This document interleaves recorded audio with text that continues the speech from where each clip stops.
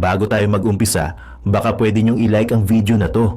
Malaking bagay ang like sa aming mga content creators. Maraming salamat po. Tulpo, no? Kinalso ni Boss Marcoleta. Ay nako, tapos video ni Vice President, nilabas na ba talaga? Tolje, nung nakaraan binitin mo kami. Sigurado ka ba nandiyan na sa video mo na 'yan? At simulan na ito agad at para hindi tayo abutan ng siyam-siyam dito. Tolje, pasok mo na 'yan.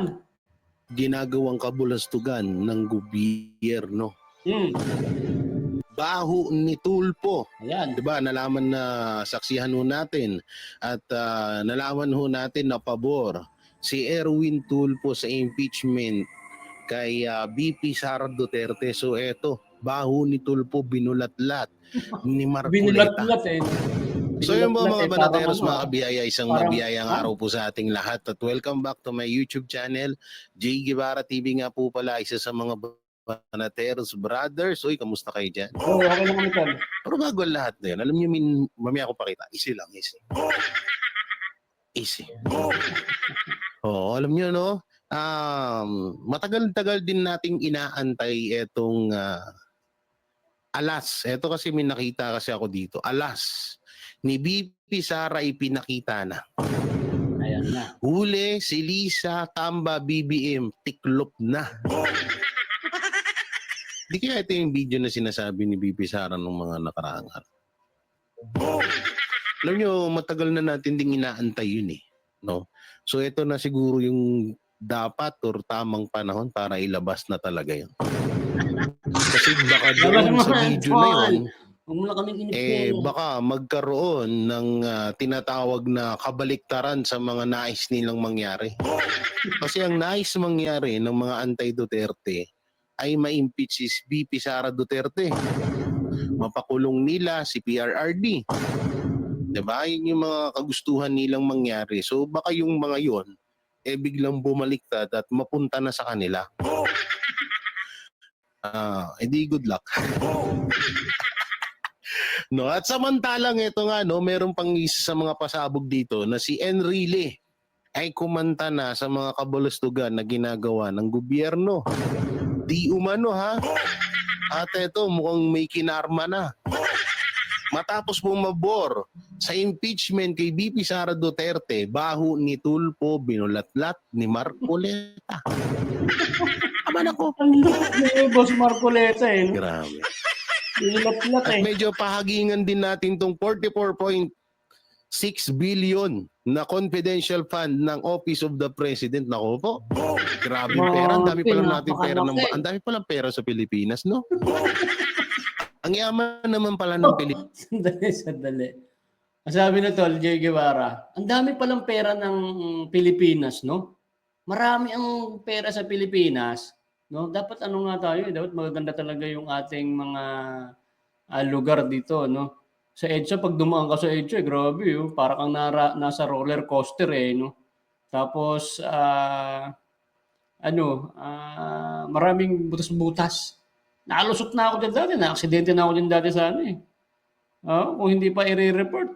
Kaya pagka minsan, pag nakakita ako ng may mga butas-butas, pwede mong i-report yan sa barangay kasi pag naka-aksidente yan, saka nila gagawin, kung kailan may nasaktan na. Pero ito talagang totoo mga babayan, maraming pera ang Pilipinas. Hindi lang alam kung paano gamitin. Ba't ikaw boy, alam mo ba kung saan mo gagamitin yan? Yung mga pera na yan. Sila nga, hindi nga nila alam kung saan gagamitin, kaya binubulsa na lang nila, di ba? Sige, tuloy. Bakit hindi natin dama? Ang tindi, di ba? So siyempre, bago natin ito simulan, don't forget to like, share, comment, and subscribe sa ating YouTube channel. Pakipindot na lang din po yung bell button. May dito pala. Dito. Makikita nyo dyan. Pakipindot na lang ating join button. Bell button ng like and comment. Siyempre, sabay isama nyo na rin yung join button at super thanks natin yun. Maraming salamat. Samantalang, pumunta muna tayo sa Facebook. Dito kasi sa Facebook, may nakita akong isang katuwa-tuwa at sobra talaga akong natawa dito sa nakita ko dito sa Facebook na ipinasa ng ating tropa Peach na walang iba kundi si Jeb Rivera. Ay, shoutout sa'yo, Jeb, ha? At eto na nga siya. Ayan na siya. Ha? Wow. Yan, oh. Wow. Wow talaga. Grabe, oh. Grabe yung tao, guys. Dumagsa, punong-puno. Halos may mga nakasabit pa sa puno. May mga nakasabit pa sa mga koral. Ang daming nakapayong. Kawawa naman si nanay, walang payong. Ayun, oh, si nanay, oh. Ayun, oh. Oy, Trillanes, kawawa. Ibigay mo yung payong mo dun sa matanda. Anak ng teting ka, oh. Naambunan na yung bunbunan ng matanda, oh. Kawawa naman, no? Walang payong si nanay, karton lang. Buti, no? In fairness, do, kahit pa paano, may nakikinig kay Trillanes. Hindi, sandali ton. Oo nga mga babayan, buti may nakikinig pa yan, no? Pero yung mga ibang mga vlogger niya, yung mga vlogger na mga tanso, ang laki daw ng lamang niya na. Fake news talaga tong mga hinayupak tanso na to no? Yung mga tama, minamali. Ganyang kalulupit tong mga tanso na to. Tingnan nyo hanggang ngayon, yung bayaran sa EDSA, sa rally nila, hanggang ngayon hindi nila yung binabanggit. Ayaw nila na makakitaan sila ng mali. Kaya hindi nila yan i-content. Yun nga sinabi nga na bayaran doon sa EDSA Shrine, kinontent din namin. Sabi namin, hindi sa amin yan hindi naman kami naka-uniforme. Hindi nga namin alam yun. Diyan kasi sa EDSA, naka-uniforme kayo. Tapos kitang-kita pa talaga yung mga tao na yon sa iba't ibang mga vlogger. Sasabihin nyo, hindi ginawa lang ng mga DDS yan para gawan din kayo ng issue. Naka-uniforme pa kayo alak na tipaklong kayo no.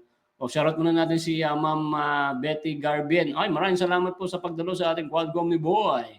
Buti na lang dumating ka po, Ma'am Betty. Kundi, ko-content na kita. Nakakailang absent ka na, Andito rin si Quadcom hearing ni Boy, si Ma'am Esperanza Senbredo.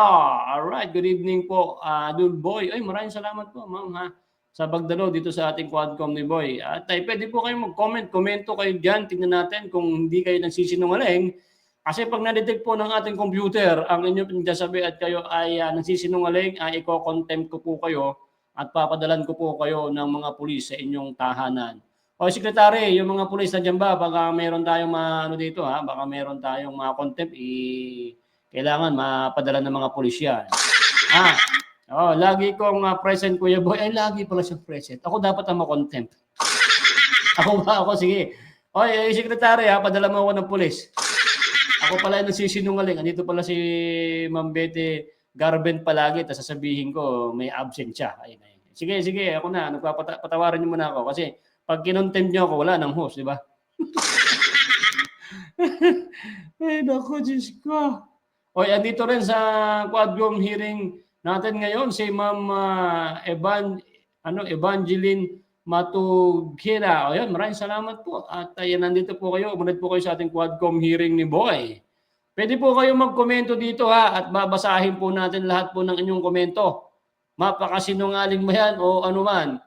At depende po sa inyo kung magsisinungaling kayo magko-comment dyan at masasabihan ko po kayo ng mako-contempt. Ito si Ma'am Jem. Ma'am Jem Dilegero. Mga trailing din yan, mga yan. Naniniwala pa kay Trillanes. Siyempre naman, idol, may naniniwala pa rin kay Trillanes kahit 10. Ano kayang himala pa pag manalo pa talaga to, no? Alam niyo mga kababayan, pag nanalo itong mga eray, ala nang gagawin sa Pilipinas kung hindi mag-hearing. Hahanapin niya lahat yung mga gusto niyang hiringan kasi nga naman, pagka sa hearing, merong pera. Kada hearing yan, meron silang natatanggap na benepisyo galing sa kaban ng bayan. Hindi niya magtatrabaho dahil ay mas masarap doon, naka-aircon. Kaysa naman dyan sa kung anong tutulong sa bayan, dito madaling makakuha ng pera. Di ba? Kaya huwag niyo pong iboboto yung mga nasa Quadcom hearing na yan. Tatakbo din naman yung mga yan Kaya nagpapasikat sa Facebook, sa YouTube, para matatadak sa isip natin mga Pilipino na sila ay nandyan, dapat iboto nyo rin sila, di ba? Pero mali ang kanilang mga naiisip dahil sa pinaggagawa nila yan ay nawawala sa puso natin at isipan na iboboto natin itong mga yan. Huwag niyo kakalimutan yung ating Tatang Digong. Yun lang iboto natin para bumalik ulit yung tirador ng mga crocodiles dito sa Pilipinas. Siyempre, kung ayaw nyo ng korupsyon, ayaw nyo ng maraming bangag at maraming mga gumagawa ng kasamaan dito sa Pilipinas, all around the road, ay para naman ay maproteksyonan ang mga kababayan natin. Kasama tayo lahat doon, siyempre. Kababayan natin, tayo lahat doon. At ang sinasabi namin mga kababayan, no, yung pag binoto nyo po yan, yung mga team Tatang Digong, ibabalita po namin sa inyo kung ano po yung mga nagagawa nila sa Pilipinas. Maiko-content natin yan. Pero pag hindi sila nagtrabaho, iko-content natin yung mga yan. Content natin yan. Uy! Di ba? Ikaw ang eco-content ko. Ako. Oy, patawarin mo muna ako, Ma'am Betty, ha? I'm sorry. Kasi pag kinontent mo ako ngayon, pwede pagkatapos na lang ng hearing natin, ipa-contempt mo ako, padampot mo na ako sa mga pulis. Tapos, pag mag-hearing tayo ulit, kailangan pakawalan nyo ako ulit. Ayan mga kababayan, kita nyo ba si Trillanes? Ayan, kahit umuulan, nagpupunta, nangangampanya na. Yan ang sinasabi ko sa inyo. Hindi naman pupunta yan dyan kung hindi nangangampanya at nagpapakilala na eh. Subukan yung magpunta ba yan, kung pupunta ba yan pagtapos ng eleksyon at kung manalo yan. Wala na. Ganyan naman yung mga contestant ng mga ng mga kung ano-anong tatakbuhan eh. Naalala lang tayo pagka nandiyan na yung botohan. Sige, nakikipagkamay, andiyan yung ulan. Pero pagka nakaupo na bihira pa sa patak ng ulan sa tag-araw yung pagka magpunta eh. Pagka bumabati sa'yo, okay. Pero pagka nangangandidato, kakamayan ka pa talaga sa ayaw at sa gusto mo, kakamayan ka talaga niyan. Pero pag nakaupo na, nakuha na yung iyong matamis na oo, nakuha na yung pinakamatamis na sulat mo ng check, boto mo ako, ay wala na, hindi ka nakilala niyan. At syempre, magsisimula na yan na mangkurap at ay alam nyo na mangyayari. Kukunin na naman yung pera natin, no? Ay, naku, Diyos ko. Baka lobat na ako, sana matapos na ang hearing na yan. Kakaumay na. Ang naging trabaho na lang nila ay siraan ng Duterte. Di nila titigilan, sabi niya Ma'am Teresa Buan. Yan. Yan ang mga gusto ko mga comment, hindi siya nagsisinungaling. Kasi kung magsisinungaling dito, malalaman ng computer natin, madidetect na nagsisinungaling, kaya mako-content kayo. Ito sabi ni Ma'am Evangeline, tama ka dyan, idol Tatay Digong lang tayo. Ayan. Sa mga kababayan nyo dyan, yung mga bitbahay nyo, Martes man o hindi, sabihin nyo, Tatang Digong lang tayo. Kasi pag yan ang mga binoto natin mga babayan, wala na lang tayo makikita ng mga hearing nila kung hindi puro sa Quadcom at mga Martes content. Di ba? Kadami ho nila. Biruin mo yun, kada hearing, daming pinapakain ng Pilipino. Ang sasarap ho ng mga pagkain, pati juice, ang sarap. Pati yung, siyempre, mga gasolina nila, libre. Pero dito ka kay Trillanes, ayan, nangangandidato na siya. Pinapakita talaga ni Boss Trillanes na kahit umuulan, dadalawin ko kayo. Sabi niya, pag nanalo ako, itong darating na eleksyon, iko-contempt ko kayo ng mga mahihirap dyan. At bibigyan ko kayo ng napakaraming payong kasi kayo wala kayong payong, ako lang nakapayong na malaki. Di ba? Shey! Grabe. Tuloy natin ito. Ayan, kitang-kita, Ito umuulan, laki ng tiyan, Ang fairness din may nakikinig, no? Hindi kasi siguro, baka syempre, uso ngayon yun yung may dalang ayuda. Uy, punta kayo ng meeting. Magkano dito, di ba? Tumatakbo si Trillanes na mayor. So baka may mga dalang ayuda, punta tayo. Sige. Sayang din yun. Hindi kadalasan yan ng inaano ng mga ng mga kapwa natin mga Pilipino, yung mga ganyan ayuda. So ngayon, siguro nalaman ng mga kahit naman sino pupunta. Kahit ako pupunta ako dyan Sana may uyuda, sayang din yun, di ba? Oo, sayang din yung ayuda na yun, no? So kung okay, Sandali, tol. May nakita akong comment dito. Ay, Secretary, padala mo ng bigas to sa Sardinas, ha? Si Ma'am Teresa Buan. Sabi niya, si Trillanes po, wala na po maniniwala dyan kahit barangay captain. Hindi po yan mananalo. Naniniwala ako dyan. Grabe, totoo yan.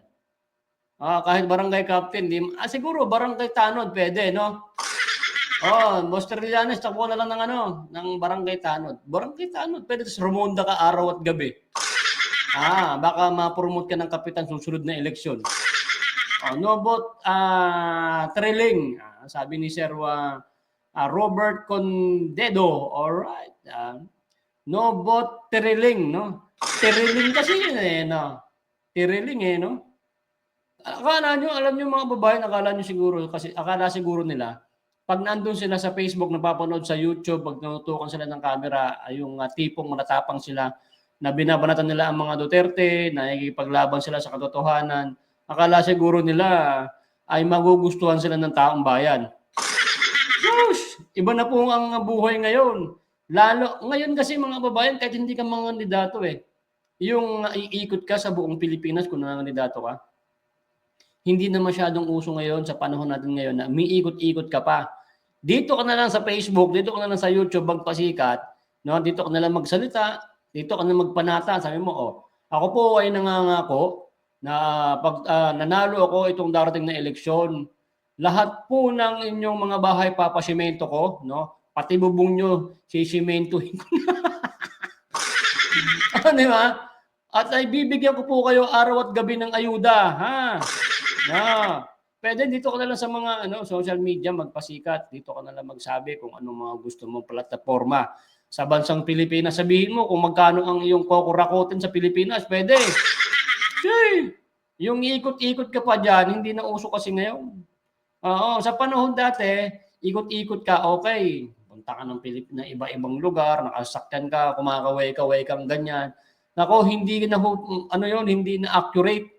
Kasi pag umikot-ikot ka ang mga tao, laging nasa may cellphone. Kahit dumaan ka dyan, nag-ML yan. Hindi yan sisilip sa'yo. Ay maniwala kayo at sa hindi. Totoo yan, kahit totoo. Di ba, Sir Robert Condedo, maniniwala ka ba na accurate pa ba yung ikot-ikot kung ikaw ay kandidato? Ikot ka sa lugar-lugar na kumakaway ka sa sasakyan? Naniniwala ka ba sa akin, Sir Robert? Accurate pa ba yung na yan? Kasi sa akin mayat-maya, kada minuto, hawak natin ang cellphone. Di ba? Hindi nga tayo nanonood ng mga teleserye na, yung mga artista na ngayon, laos na. Makita mo yung mga artista sa sa mall, hindi na nagpapapicture. Excuse me, hindi na nagpapapicture, pero pag makita yung mga vlogger na mga sikat, wala na, panis sa mga artista. At marami na ngayon yung mga online na lang na mga casino. Marami mga babae natin ngayon, yung mga kanilang mga ATM hanggang ngayon nakasangla di ba? Mag-ikot ka ngayon dito kahit saan lugar mo ngayon. Umikot ka, imposibleng maggawa ka ng sulat mo. Dito sa bahay na to, walang nakahawak na cellphone. Posibleng isang ikot mo lang sa inyong barangay, puro nakahawak ng cellphone yan. Kaya ang sabi ko nga sa inyo, kahit umikot ka ngayon, pag ikaw ay nangangandidato, no? Hindi ka napapansin ng mga tao yan. Namimigay ng damit, ng damit, ng bola, mamigay ka ng sardinas, wala na yan, hindi na sasapuhin yan. Mag-trending ka sa Facebook, baka malamang ikaw ay manalo. Magtalumpati ka sa media. Huwag ka na magtalumpati sa hindi mga tamad na kami mag-attend ng mga meeting di avance na yan, hindi na uso yan. Di ba? Ma'am Betty, tunay. Yan tunay. Yan sabi ni Ma'am Betty. Boom. Di ba? Tulad nito mga babayan. Baka hindi pa kayo nag-like yan, iko-contempt ko kayo diyan. Let's go. Pupunta ako dun. So, ang dami pa niya, no? Ayan po, selfie! Parang nakasimangot si nanay. nanay, ba't kayo mga nakasimangot? Smile, oh, katulad nun, oh, yung smile ng bata, oh. O yan, oh, katulad ng smile ng bata. Smile din kayo. Asa pa ng Oo, mayor to eh, no? sikat yan. Oo, pagtapos makaupo ng pagiging mayor yan, bahala na kayo sa buhay niyo. Wala nang pakialam sa inyo yan. Tsaka ito huwag nyo nang bigyan ng sakit ng huwag nyo nang bigyan ng sakit ng ulo yung mga sarili nyo, hoy. Kawawa naman kawawa naman. Nasaan yung hinahanap ko? May hinahanap ako dito na isang post na kung saan ito ba yun? Ito. Nasaan yan? Ay, hindi pala. Wala pala dito. Ito ba yun? Asa ba talaga? Ay, hindi. Nandito yun. Kay Charlie yan. Nandito yan. Yan. Ito yun, oh. Ito ang post ng isang, basahin natin. Rodante, Marcoleta News. Yan. Nalunod na sa utang. Pahayag ni Kong Marcoleta Kahit walang tatanggap. tungkol sa korupsyon. Binatikos ni Kong Marcoleta, Rodante Marcoleta, ang patuloy na korupsyon sa bansa at ang malaking kakulangan sa pondo. Ayon sa kanya, gumastos ang Pilipinas ng 15.8 billion araw-araw. Ngunit kumita lamang ng 11.7 billion dahil upang umutang ng 4.1 billion kada araw. Dagdag niya pa, hindi dapat puro ayuda ang tutok ng Kongreso, kundi ang pagsugpo sa korupsyon at pag-ayos ng ekonomiya. Ibigay ng ibigay sa akap-akap. Dito akap, doon puro akap. Hindi po yan ang gawain ng House of Representative ika ni Kong Rodante Marcoleta. Busit na akap na yan, mga kababayan, no? Yun, ay alam niyo yung akap tayo para mas marami tayong mga kulimbat. Di ba? Akap, ilagay nyo ang pera sa akap para madali natin makuha yung mga pondo na yan. Kahit po tanod, wala na pong tatanggap dyan kay Trilling. Kaya ganyan ang no? Okay, basta mga kababayan ang sabi ko sa inyo, yung mga Team Duterte, surbul po yan. Pagka yan ay gumawa ng katarantaduhan, mga kababayan, titirahin natin yan. Kapag, sabi ko lang, pero sinusigurado ko po sa inyo, malalaman nyo po yung mga ginagawa po nila. At mamaya, kung may oras pa, papakita ko po sa inyo yung hindi na ibalita, no? Hindi na ibalita na mga na project na iniwan ni Tatang Digong. Alam ko, hindi nyo pa napanood yun. Hindi man lang napalabas sa TV. Hindi man lang pinagmalaki si Tatang Digong. Bakit kayo? Yung mga ibang mga kababayan dyan na nakatanggap ng ganyan na mga blessing na bago umalis si Tatang Digong, dapat naman binablog nyo. Yan, maraming salamat. Di ba? Ganon. Ay, naku. Tuloy. No? Alam mo natin, no? Hindi natin maano sa isip natin na may mga ganun pala kalaki ang pera ng Pilipinas. Ba't hindi natin nararamdaman? Dito nga sa amin, ultimong kalsada, butas-butas na eh. Oo, daig pa yung mukha ni daig pa yung mukha ni Paduano eh. Oo, no? So puro ayuda, wala talagang mangyayari sa atin yan. Kaya itong sinabi ni Kong Marcoleta, talagang the best talaga. Kaya ibuboto natin yun Kong Marcoleta. Samantalang, papunta naman tayo dito sa mga sinasabi mapatungkol sa kasong ito. So, eto na nga. Panoorin natin. Hindi lahat nababayaran, lalo na ang taong tunay ang pagmamahal sa kanyang mga kababayan. Matapos kumalat ang balitang may ikatlong impeachment case na magsasampa laban kay Vice President Sara Duterte, Bumuwelta na ang Sagip Party List Representative at Senatorial Aspirant na si Rodante Morgaleta sa mga miyembro ng House of Representatives na tila pinaniniwala ang nasa likod ng samut-sarang reklamo at pagpapatalsik sa pwesto laban sa ikalawang Pangulo.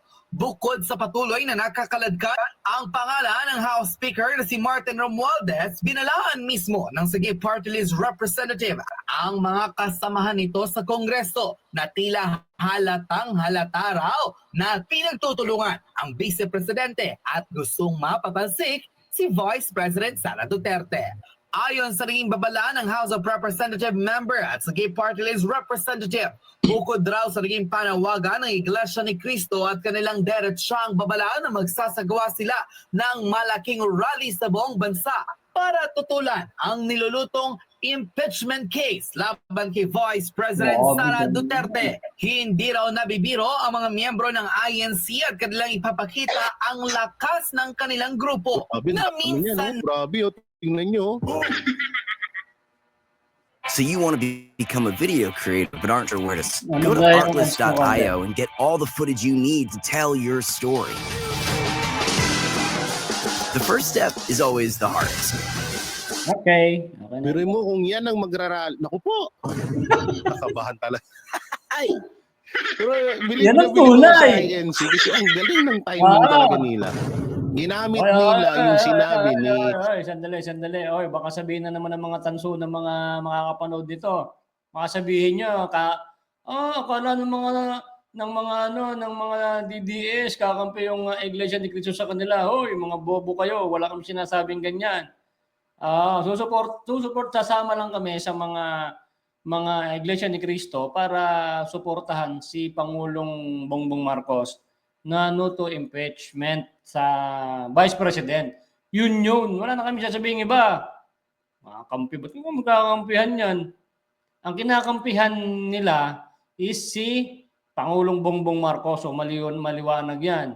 So kami naman, kampihan din namin si Bongbong Marcos. So suportahan namin siya. Dahil dun siya tumama eh. So suportahan namin si Bongbong Marcos na wag ituloy ang impeachment para magkaroon ng kapayapaan sa Pilipinas. Di ba? Hindi ko alam. Hanggang 2028 yata walang kapayapaan dito at hanggang 2028 yata ang Quadcom hearing nil. Pero wala na nanonood sa kanila, no? Oo, nagsawa ng mga tao, mga kababayan.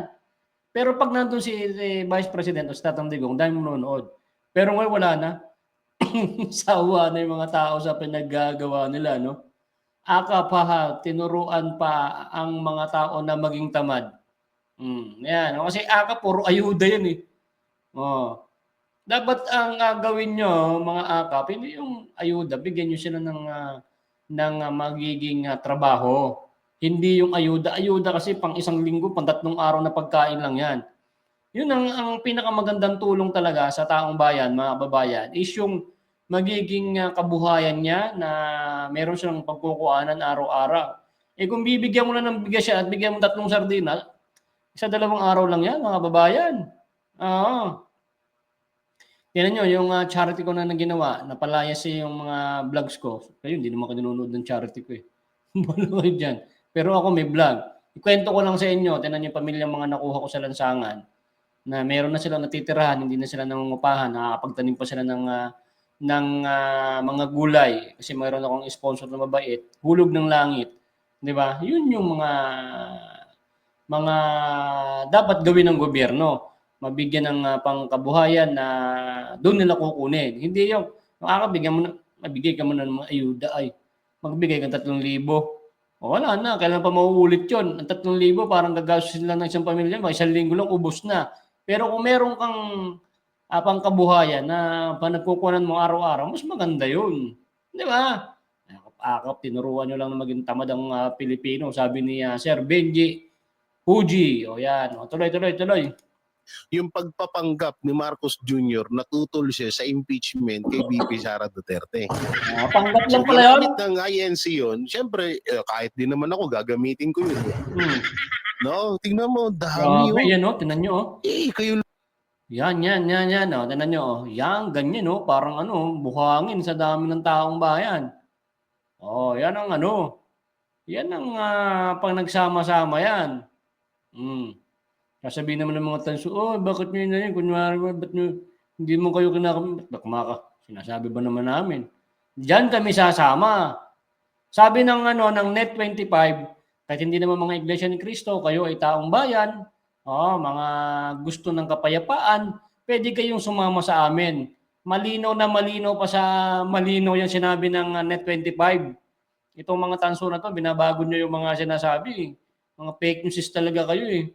Yung sinasabi ko, yung nire-rebat ko sa mga tanso vlogger na tawag dito, nagko-comment ako kahit dun sa isang bakla na tanso. Parang hindi nababasa. Hindi nila binablog yun. O, tinan mo? Yung sila Chris Ulo, Jake, si Freddy, yung pang isang nagbablog na i-content nyo yun. Ano masasabi mo sa bayaran sa rally nyo? Wala, hindi ako nakikita. Pero nakikita nila ako ng mga naka-jacket doon, yung mga kasama nila doon, nakikita ko. Wala, hindi nila binabasa, hindi nila inaano. Di ba? Sabi ko sa inyo, mga pag sa kanila nababato, wala na, hindi na yan i-content at magbibingi-bingihan na lang yan. Di ba? Shee! Tuloy. Lulusob sa Malacanang, ganyan. Iyak kayo dyan. Dagang pa ng KOJC. Na Iyak meron kayo dyan, 7 million. Or sabihin na natin 6 million dito sa Pilipinas na member. Meron pang mga kapatid nating mga Muslim. Ayun, wala na. Nang nanawagan noong 2015 na magkaisa ang buong bansa tungo sa kapayapaan. Para sa kanila, hindi raw naaayon sa mga Pilipino, lalo na sa mga bumoto kay Vice President Sara Duterte na patalsikin ito sa pwesto. Lalo't siya ang kauna-unahang Pilipino nakakuha ng mahigit sa 30 million votes sa election history ng bansa. Kung ipagpipilitan raw ng mga mambabatas at mga sakim sa kapangyarihan na mapababa ito sa pwesto, hindi raw papayag hindi lamang Iglesia ni Cristo, kundi maging ang kasapi nito na si Congressman Rodante Morcaleta. Alam mo doon sa mga, lalo na yan sa may Makabayan Block, alam nyo, sobrang bastos ang ginagawa nyo. Hindi lang sa gobyerno kundi sa buong Pilipinas. Piruin mo ba naman na ito isipin nyo, 32 million ang bumoto kay BP Sara. Tapos kayo magde-declare na impeachment.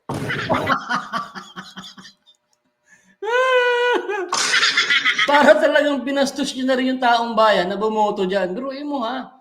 Mga kasaysayan yan ha. 32 million.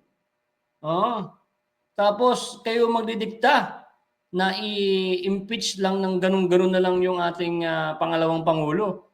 Hindi nyo ba naisip na 32 million na taong bayan ang bumoto dyan tapos ganun-ganunin nyo na lang yung Vice President? Di ba? Nako naman. Grabe nang pinaggagawa talaga ngayon, no?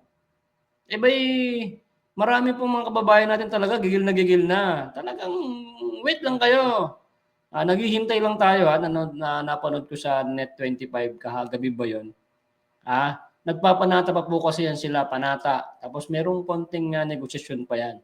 Ang Iglesia po kasi ni Cristo, mga kababayan, kung hindi nyo ba alam, bago po gumawa ng hakbang yan, halimbawa magrarally sila ng kapayapaan about sa suporta kay BBM para hindi i-impeach tong si Vice President, nagpanata pa po yan, nagsasamba sila, tapos panata, pupunta sila, papanalangin nila yung gagawin nilang rally para sa kapayapaan. Hindi yan basta-basta. Pag sinabi mag-rally tayo, walang ganon. Namamanata pa po yan, pinapanalangin pa nila sa Panginoon yan. Kahit may iglesia pa dito, tanungin nyo, nagpapanata pa yan sila.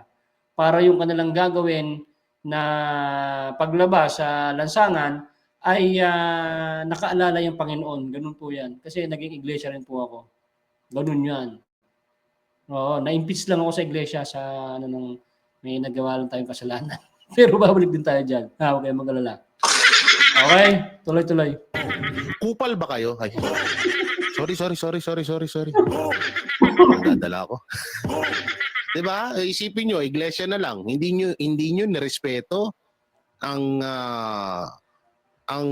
pagsuporta ng Iglesia ni Cristo kay BP Sara Duterte. Hindi nyo nirespeto ang suporta ng KOJC kay BP Sara Duterte. Hindi nyo nirespeto yung ibang mga Katoliko sa pagsuporta kay BP Sara Duterte. Ganun na lang. Di bastos kayo. Diba? Tapos ilan kayo nagpapa-impeach? 20? O sabi na natin 100. 100. Ha? Oh. Sa tingin nyo, katwiran na ba yon para i-impeach nyo si BP Sara Duterte? Hindi. Ito na lang maganda. Magpaikot na lang sila. Kasi 32 million, kahit mga 1 milyon sana ang bumoto sa kanila, tol. Maganda, no? Payag na tayo 1 milyon. Mga tiga-Congress. Kasi masa 100 na lang kamo kayo, nagpirmahan. Na-impeach tong si Vice President. Iko-compare mo naman 32 million vote. Kahit umikot kayo dito sa Pilipinas, dapat kumalap kayo ng 1 million na, sige, kami po ay pumapayag na impeach tong si Vice President. Kailangan 1 million. Tapos yung mga taga-Congress. Malamang baka pumayag ang Pilipino na ang mga Pilipino ng Pilipinas na, sige, ano nyo na yan, i-impeach nyo na yan. Umabot pa lang ng 1 milyon ang pumirma na para impeach siyang si Vice President. Pwedeng ganun. 100 lang kayo dyan eh. Shush, pilit na pilit pa, 100. Diyos ko. Versus 32 million. Ay, naka. Samantalang, una history na, sa totoosin, dalawang history yan eh.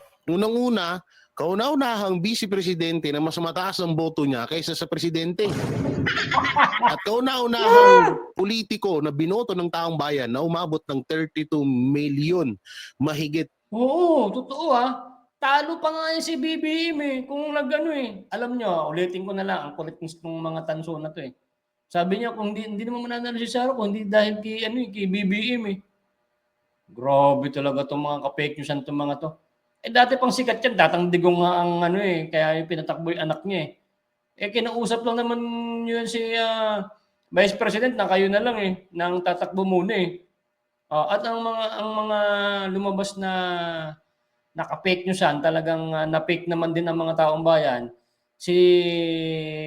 Pinaikot kasi yun eh. Posible kung hindi nyo alam si na lang ang panaluhin natin, si BBM, kasi yung tinutundadang mga ginto para makuha niya sa ibang bansa at para madala sa Pilipinas, para yayaman ng Pilipinas.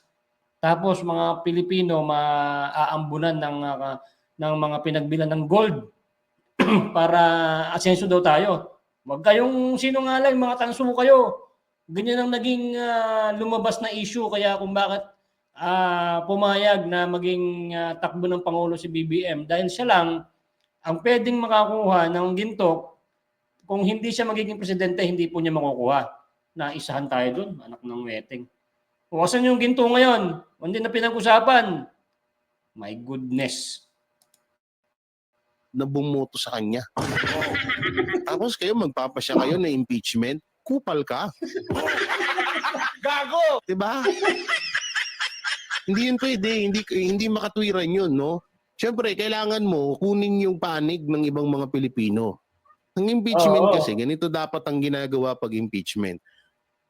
Lahat ng bumoto kay BP Sara Duterte, magdesisyon or magbotohan ulit. Diba? Na walang mangyayaring dayaan. Live in... Maganda yan, no? Emergency voting. Magbutuhan ulit to. Sino ang gusto niyo maging presidente na? Si BBM o si Sara? Sige, magbutuhan ulit. Wag nang umabot ng 2020. Sumabay na lang silang dalawa sa sa butuhan.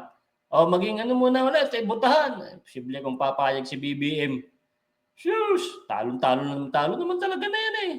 Imposible na mga manalo pa yan si BBM. Naku naman. Imposible talaga mangyari yan. Kahit magbutuhan tol, wala. Ngayon pa lang, lumabas ka nga lang ng lansangan eh. Sino iboboto mo? Sara Duterte o si BBM? Napakalit na ng boto kay BBM. Sabi ng mga tanso, marami nagmamahal sa BBM. Buta nagrally sila nasa 3,000 daw sila. Presidente tapos 3,000 lang umuten sa sa rally tapos bayad pa.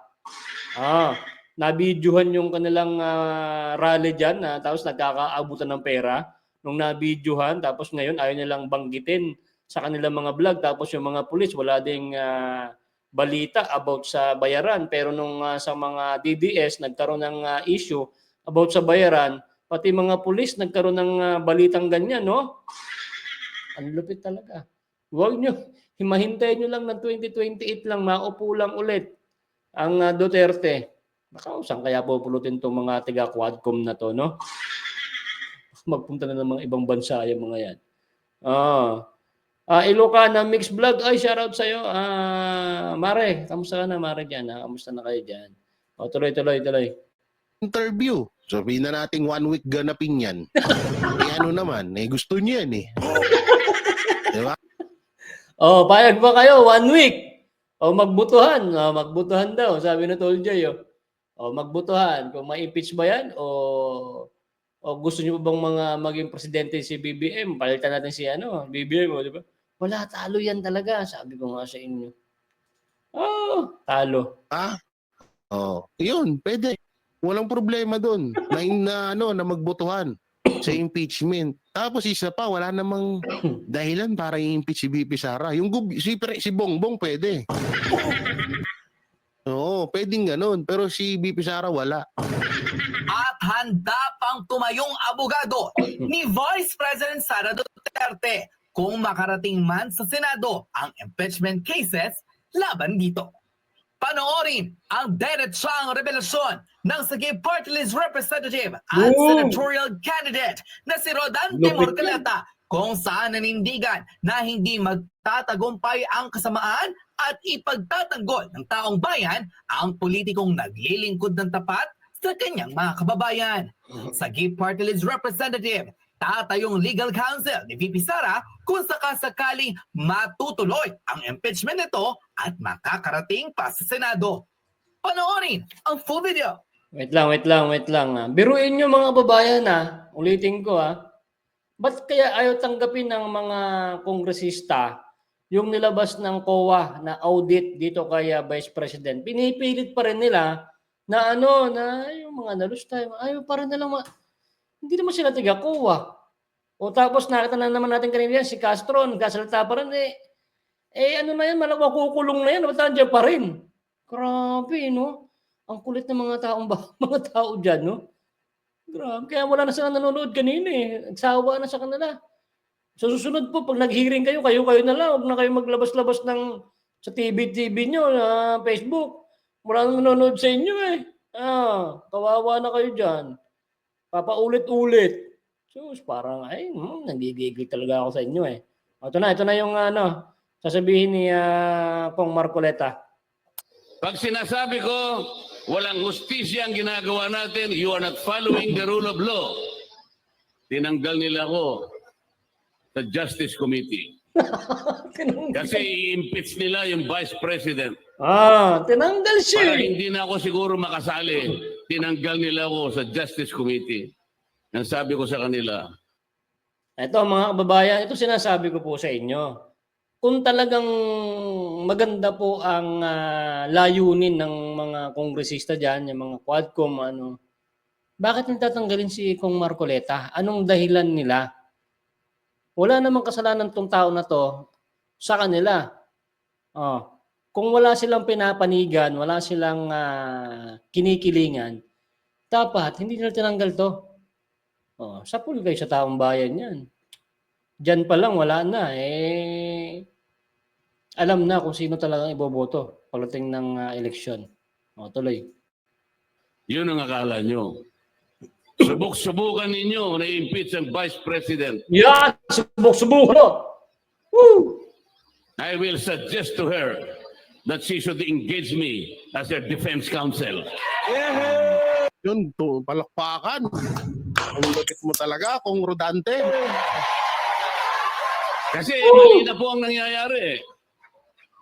Wala nang hustisya. Totoo naman. Wala namang oy, salamat kay Showbiz Fanatics Wala naman talagang may tama pa ba? Wala nang tama sa ginagawa nila. 'Di ba? Kaya kung gagawin man nila, naku, kabahan na kayo samantalang mapunta tayo dito sa sinabi naman ni Kong Marcoleta tungkol sa baho ni Erwin Tulfo. Yan na. na kung saan ay isa to sa mga pumabor sa impeachment labang kay BP Sara Duterte. Ay nako po. Kaya yung mga convicted, balik ng din video yung ng mga mga kabayan, antakapang magpa-impeach, magpa-contempt. No? Halatang may sinasandalan eh. Ginawa ni Representative Rodante Morcaleta. Di umunay pagtakbo ni Erwin Tulfo sa Senado mukhang mapubulilyaso pa matapos maungkat ang tunay nitong pagkatao. Nagimbal ang maraming netizen sa mga revelasyon ng Sagip Party List representative na si Congressman Rodante Morcaleta matapos halos balatan ng buhay sa pagdinig ang representative na si Erwin Tulfo patungkol sa tunay nitong pagkatao. Sa nasabing committee hearing, tila nabulilyaso ang representative ng ACT-CIS matapos isiwalat ni Congressman Marcoleta Pinatuto pa naman na yun. tila hindi pala Filipino citizen si Erwin Tulfo, kundi isang Amerikano. Ilang mga ebidensya ang nakalap noon ng Committee on Appointments kung saan kumumpirma na hindi pala Filipino citizen ang ACT-CIS Party List representative. No, baka Chinese yan. Ito rin di umano ang naging problema noon ni Erwin Tulfo nang maupo bilang kalihim ng Department of Social Welfare and Development o DSWD. Kaya't agad siyang pinalitan ng nooy Valenzuela Mayor na si Rex Gatchalian.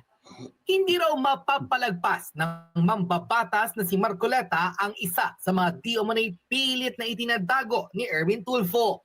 Ang di umanay pagka-Amerikano nito at hindi Filipino citizen. Say ng maraming netizen, mukhang malapit nga raw sa karma ang kongresista dahil matatandang isa siya sa nagsiwalat ng di umanay impeachment case laban kay VP Sara. Ngunit ngayon, hindi pa raw nagsisimula ang halalan, mukhang papalpak na ang di umanay ambisyon nito at pangarap. Hindi kasi nga, di ba, umugong ang bali-balita na dalawa sa Tulfo ang lalaban sa mga Duterte sa darating na 2028. So kung Tatlo tatakbo si yata Erwin yan, Tulfo bilang senator, kung manalo siya, Tatlo. at si Rapi naman ay nasa Senado na, Ayaw nga pala. pwede naman na silang tumakbo sa darating na 2028 election. So niyan, parang sa presidente si Rapi Tulfo, tapos vice president si Erwin Tulfo. O kaya si Romualdez ang vice president ni Rapi Tulfo. Baka yan ang mangyayari dyan sa 2028 election. Yan yung mga nakikitang senaryo dyan, no? Yan yung mga nakikitang mga maaaring gawin ng mga yan dahil wala namang ibang magiging pambato ang administrasyon, kundi Tulfo lang talaga. Kaya lang nga naman si Benny Abante tsaka si Paduano. Gago! Diba? Alam nga naman si Benny Abante ang tumapat kay Duterte tsaka si Paduano. Ano? Si Benny Abante, presidente. Si Paduano ang vice president. Aba, nako. Ano ba yan sa Pilipinas Parang nun? isinalang tayo sa nagbabagang apoy nun. No? Pero gusto yan. Ilan sa mga netizen, tila bukod sa nag-boycott na kay Erwin Tulfo, nangakong poprotesta para maisiwalat ang di umano'y tunay na pagkatao ni Tulfo na binansagan ng ilang mga botanteng hindi nila iboboto dahil sa di umano'y Yari. pagiging trapo nito. Narito at panoorin ang buong detalyadong balita kung saan hindi nakapagpigil at isiniwalat ng Sagip Party List representative ni Rodante Morcaleta ang di umano'y pagiging US citizen ni Erwin Tulfo na siyang di umano'y pwedeng maging mitsa para makansela ang kanyang pangarap na tumakbo bilang senador. Patay. Narito at panoorin ang full video. My other question, Mr. Secretary, also appears in the report of the commission. This is the PIR, the Profile Investigation Report, because it is indicated here that you were also convicted 4 times in the art. Four times ng ano? 4 times nang convicted si Erwin Tulfo? Hindi ko lang nalaman yun, ha? Wow, Ito mas matindi pala ito kay Franz Castro.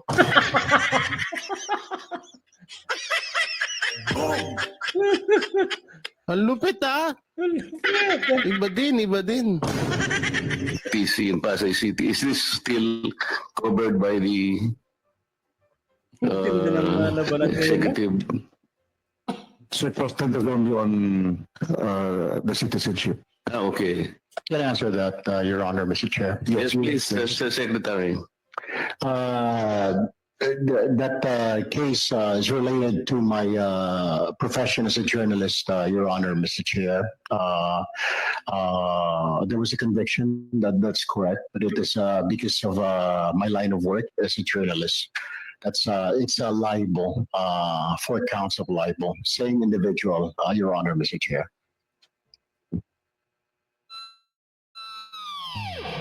Mapapala ka sa spiciest Canton Extra Hot Chili. Spicy Extra hot chili. Mas pinasarap. All right. What does that exactly mean, Mr. Secretary, if you were convicted 4 times in a case involving a single individual? It's not for convictions. Actually, it's the count, Your Honor, Mr. Chair, 4 counts of libel that I was convicted by the same individual. I was a columnist and I write a story about the person, about the government official, actually. And I have my sources and I was compelled by the court to divulge my sources, but I did not. So it went all the way up to the Court of Appeals and to the Supreme Court, Your Honor, Mr. Chair. Grabe. Ito yung namin yan, no? Yes, that is exactly the point, Mr. Chair. There are 4 counts of libel and you were Oh, convicted by the Pasay Court, and on appeal, the Court of Appeals affirmed the conviction all the way up to the Supreme Court. And so, by record, and as it appears in the file report, Mr. Secretary, it stands as a fact that you were convicted 4 counts of libel. Is that correct? Yes, Your Honor. I admit that there was a case, but it was like I said. Bukod sa nag-Englishan sila at hindi ko rin masyadong maintindihan. Ano na lang magiging komento ko dito.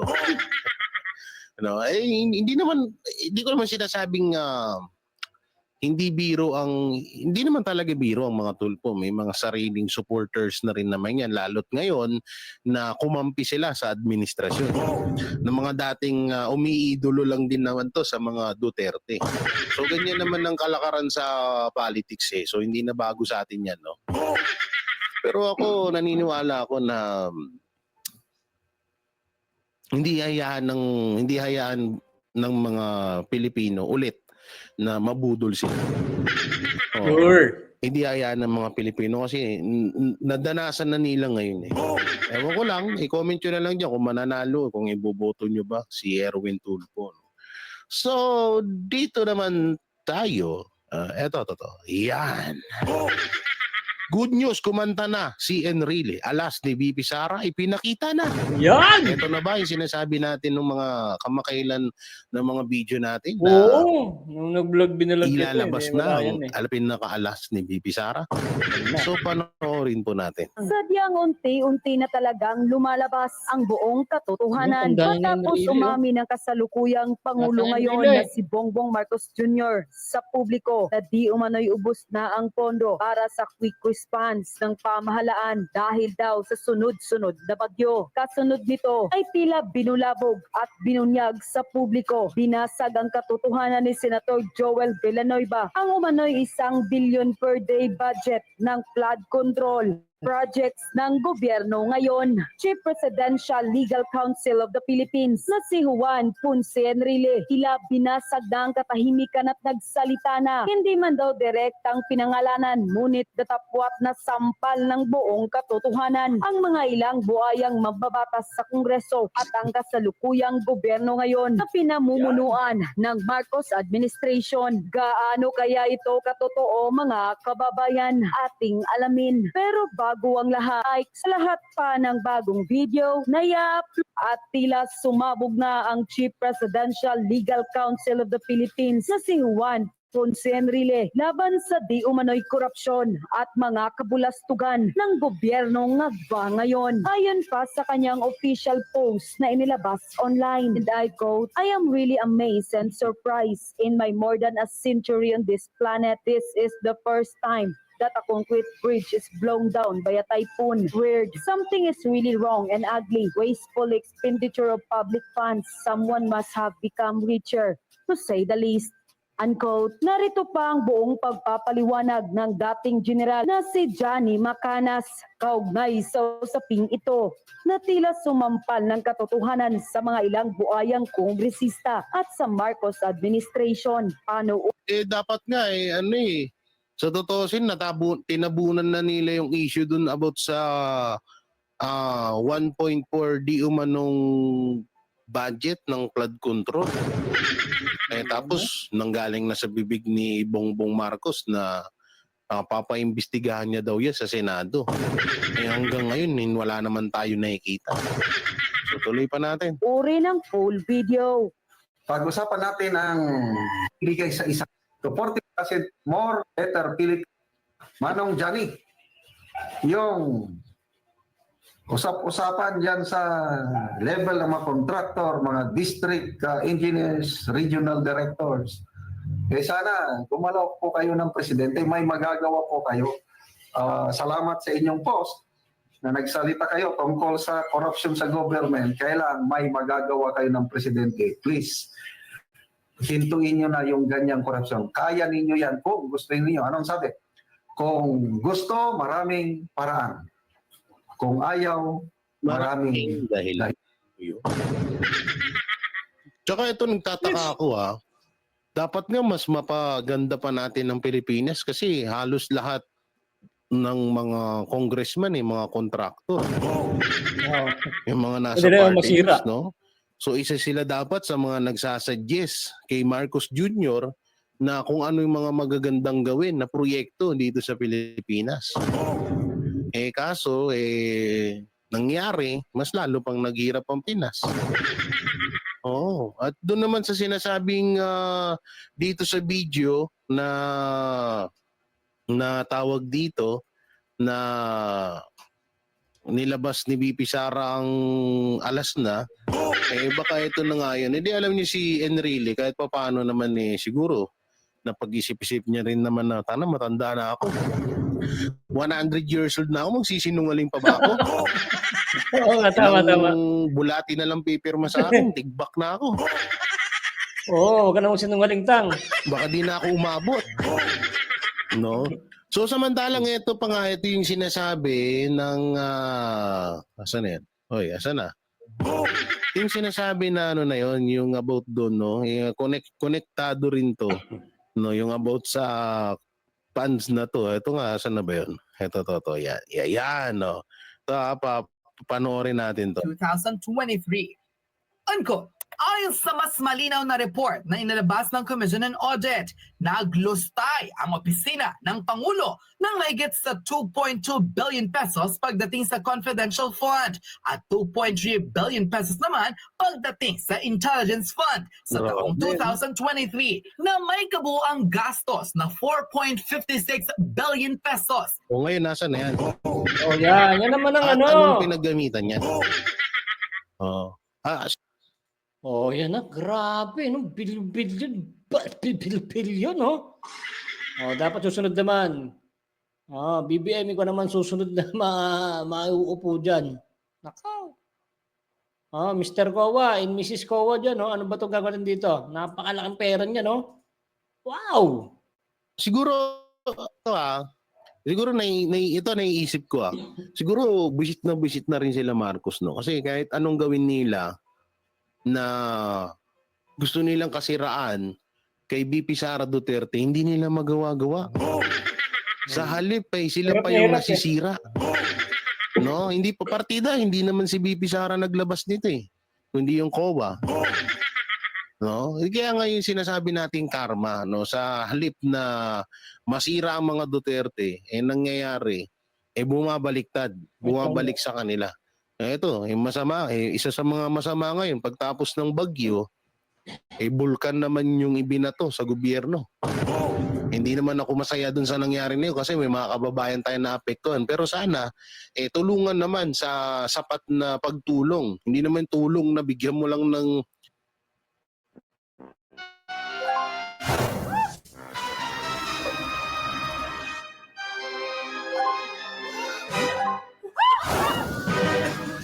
Huwag nang magsunog ng pera. Save with Union Bank. Loan to zero fees for bills payment and fund transfers. Thank you! Ay, sorry. Meron lang ako. Save on fees with Union Bank. 3 plywood, 3 yero yung mga tao. Dapat kailangan yung tulong din na sapat sa kanila. Kasi kung kayo nga, gumagastos kayo ng 4.5 billion pesos sa mga confidential fund nyo sa Office of the President, gasino ba yung bigyan mo ng kahit 1 billion yung mga nasalanta ng bagyo, nasalanta ng yung bulkan ngayon, hindi na siguro kawalan din yan sa budget ng gobyerno, di ba? Una-una, deserve naman ng mga Pilipino yan dahil dugot pawis ang inilaan nila dyan. Pera ng taong bayan yan na iba ang nakikinabang nga lang. Yun ang pinakamasakit doon. Iba lang yung kinabang. So yun mga banateros, anong may komento nyo sa mga napanood nating video? So medyo na-prank lang ako. Dahil wala ho doon yung sinasabi doon sa na tawag dito na inilabas na ang alas ni BP Sara. So sana ilabas na rin ni BP Sara yung video.